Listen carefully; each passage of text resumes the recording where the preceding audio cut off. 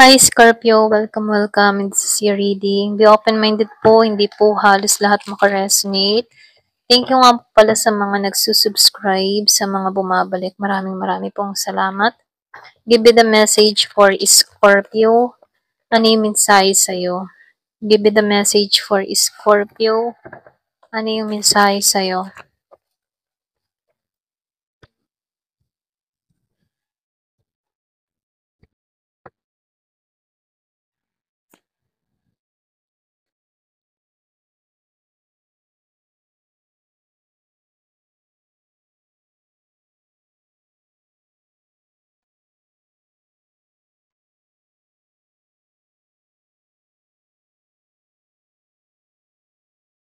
Yung iba sa inyo, nakikitaan ko dito, kung meron kang kadiling dito na Scorpio, meron din ako nakikitang Pisces, Cancer, meron ding Gemini, Libra, and Aquarius. Kung may kadiling ka na ganito, no? Nakikitaan ko dito na ikaw na yung napili ng tao na to. Marami pong option, pero ikaw yung pinag-iisipan niya dito, no? Marami tong kausap, pero ikaw yung naiiba sa mga nakakausap nito. Kaya lang dito, lumalabas dito, wala tong lakas ng loob. Ito na yung nakikita ko. Yung iba sa inyo, or pwede rin ikaw, wala kang lakas ng loob na kaharapin ito. Kung meron kayong ugnayan ng tao na to, no, pwede rin sabihin na meron kayong konting tampuhan ng tao na to, kaya dito wala kang lakas ng loob na kaharapin to. Kumbaga nakikita ko dito, sarado yung intuition mo wala sa tao na to. Or pwede rin sabihin, kung hanggang ngayon contact mo pa rin tong tao na to, wala kang idea na meron kang karibal, okay? Mula sa tao na to. Hanggang sarado yung intuition mo dito eh. Kasi mabuti yung pinakikita ng tao na to at wala kang idea na meron pa itong kinakausap maliban sa'yo, okay? So dito, lumalabas din dito, yung iba sa inyo meron ditong nami-miss opportunity ka na hindi ka napapansin, hindi ka napupunang, hindi ka pinagtutuunan ng pansin, ano? Meron akong nakikitang nagigilty. So yung iba sa inyo meron tong nagawang pagkakamali sa'yo na wala kang alam. Nagigilty siya dito. Ito lang yung mensahe, no? Yung iba sa inyo, nagigilty to kasi meron tong mga naitalo sa sugal. Merong nawala ditong malaking pera. Na-stress tong tao na to kung paano sasabihin sa'yo. Kaya dito, wala siyang lakas ng loob. So, meron tong guilt na nararamdaman. Ayan, ito lang yung nakikita ko dito. Kung meron kang kadiling na Scorpio, Cancer, Pisces, meron din ako nakikitang Virgo, Capricorn, or Taurus. So, meron natalo sa sugal, nabangkarote. Ayan. Or kung pwede rin ikaw, meron kang naitalo dito. Okay, meron akong nakikitang nabangkrut. Na-scam, malaking pera. So, dito, yung iba sa inyo, nakikitaan ko dito, meron kang mabubuo sa sarili mo, may mapufulfill ka sa sarili mo. Andito yung peace of mind mo. Meron ka ditong nakamit, nakamtan, na-achieve, na kung saan nakikitaan ko dito, stable yung iyong feelings. So, nakikitaan ko dito, protektado ka, hinahanap mo yung kapayapaan mo, or natatagpuan mo na to, okay? Mga nandito ka sa healing process, nakikitaan ko dito na pinoprotektahan mo yung peace of mind mo, lalo na sa mga taong gumugulo sa'yo, okay? Mga kontrabida sa buhay mo. So, dito masyado kang protektado sa energy mo. Kasi ayaw mong gumuho yung mga pangarap mo. Kung merong mga kumukontra about sa dream mo, no, hindi mo to pinagtutuunan ng pansin, nananatili ka sa sarili mo, sa paninindigan mo. Ganon. Kasi dito, klaro kang mag-isip, malinaw ang kaisipan mo dito.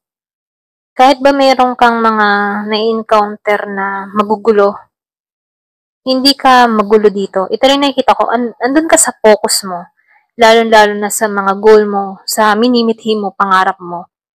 So, lumalabas dito, meron kang inner wisdom, meron kang kakayahan, karunungan, meron kang talino dito, okay? So dito, habang nananahimik ka, no, doon ka nakakakuha ng mensahe para sa sarili mo. So nakikitaan ko dito na yung mga tipo na sinusunod mo yung intuition mo dito, okay? Kasi lumalabas ito, meron kang inner wisdom eh. Ayan, alam ng katawan mo kung ano yung makakabuti para sa'yo. At yun yung sinusunod mo. So, dito, lumalabas din dito, no? Yung iba sa inyo, nakaranas ka dito na hindi kilalanin, alipustain, or pwede ring ibully, no? Baga, minaliit ka din dito. Yung iba, hindi halos lahat. Baga, meron kang mga kaibigan na peke, hindi naging totoo sa'yo, hindi natutuwa sa achievement mo, okay? Meron kang mga ganun tao sa paligid mo. Kumbaga, itong mga tao na ito, hindi sila natutuwa sa mga nakakamit mo. Merong mga naiinggit sa'yo, okay? Pero ganun pa man, nakikitaan ko dito, naalisan mo na to, okay? Naka-recover ka dito. Pwede meron ka mga natuklasan sa kaibigan mo na kung saan naka-recover ka dito, maging sa katrabaho, or maging tao sa paligid mo, na kung saan, minaliit ka. Ang dami mong nalampasan dito. Ito lang yung mensahe, Kumbaga natatagpuan mo muli yung liwanag, yung happiness mo, na ibabalik mo muli yung sarili mo dito, okay? So, meron ka mga tao dito na hindi totoo sa'yo. Ito lang yung nakikita ko, no? Yung iba sa inyo, meron kang nakaaway, meron kang nakasagutan, nakatampuhan, pwedeng sa negosyo, or pwedeng sabihin na sa trabaho, kaanak, kung ano man yung nakatampuhan mo dito, no? Merong nakaaway, or pwede rin kompetisyon. Meron kang kakompetensya sa tulad ng trabaho mo, okay?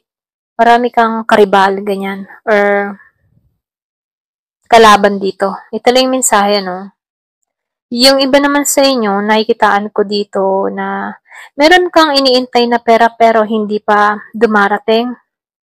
May konting delay.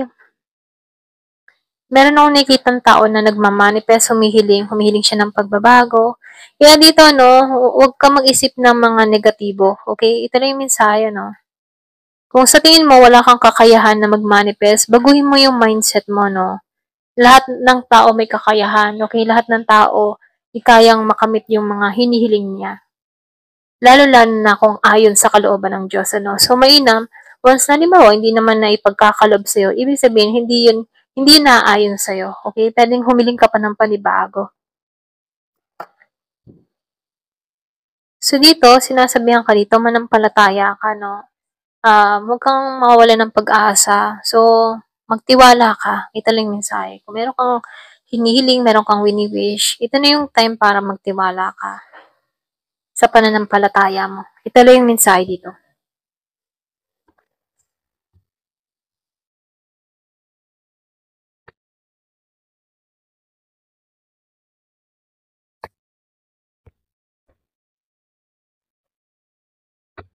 Give me the message.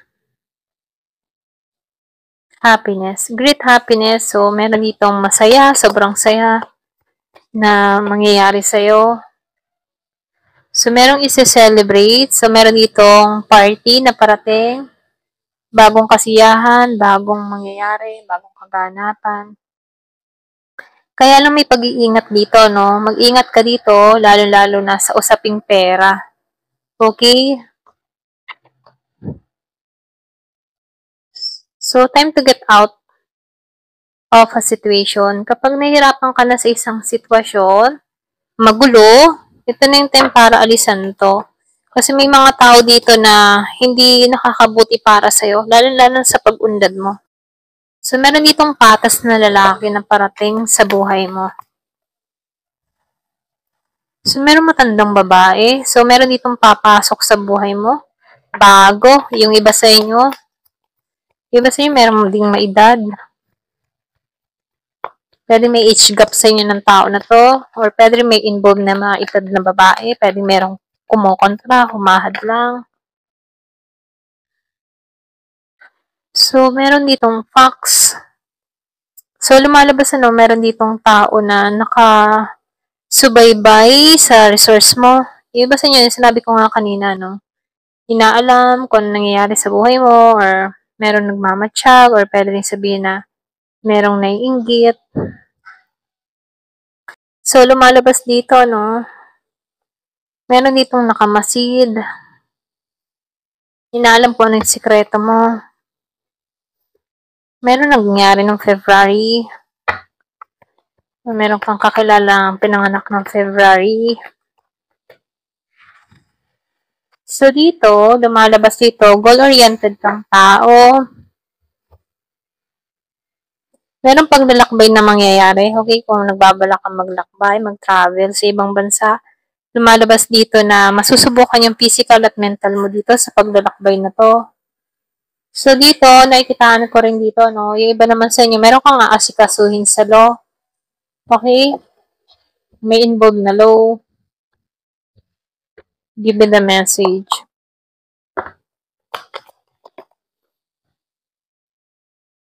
So, yung ba naman sa inyo dito, may karma, no? Yung karma naman kasi, good or bad. Depende yun sa gawa ng tao. Kung meron kang mga ginawang mabuti, good karma yung parating. At kung meron kang ginawang masama, bad karma ang parating. Okay? So, meron ditong seahorse, family matter. So, meron ditong usaping pamilya, no? So, meron ditong hindi natupad yung kahilingan or meron kang pamilya na nagbigay ng kalungkutan sa'yo. Kaya dito, no, hindi natupad yung wish mo. Merong humadlang. Ayan. Iba sa inyo. Or pwede rin sabihin na hindi pa naaayon. Yung iba naman sa inyo, pay attention to your work. Okay? So, dito, no, temporary situation lang naman yung mga nangyayari sa'yo. Lalo-lalo na yung mga problema. Pero ganun pa man, ano, lahat ng ito yung ma-overcome mo at magtatagumpay ka rito. Okay? Successfully overcome. Meaning a problem. So, kung ano man yung mga problema sa buhay mo, pagtatagumpayan mo yan. Patungo ka pa rin sa tagumpay. Ito lang yung mensahe sa'yo. Ayan. Thank you for watching. Love and peace.